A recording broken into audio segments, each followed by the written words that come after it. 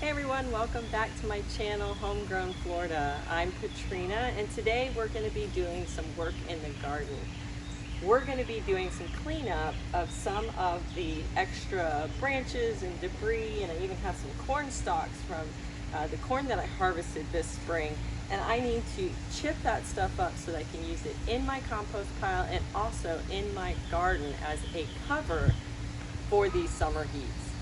So hang out with me for a little bit. Let's get some chipping done.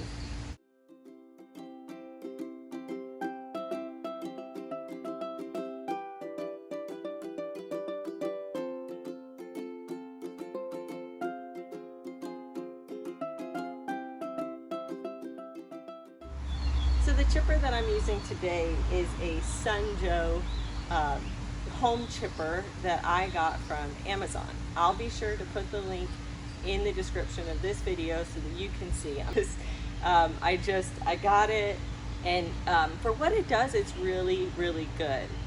It is designed for home chipping, so it's not like a chipper truck that you would see with the big tree companies. So it does have a very small entry point, so maybe 1 to 2 inches in diameter that a branch can go through this and be chipped up.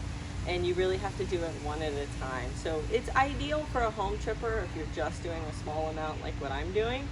But if you have larger branches or bigger property, you might want to invest in something more substantial than this. This chipper here helps me with all sorts of things. I ground down a lot of my big plant debris. I grind down like my corn stalks.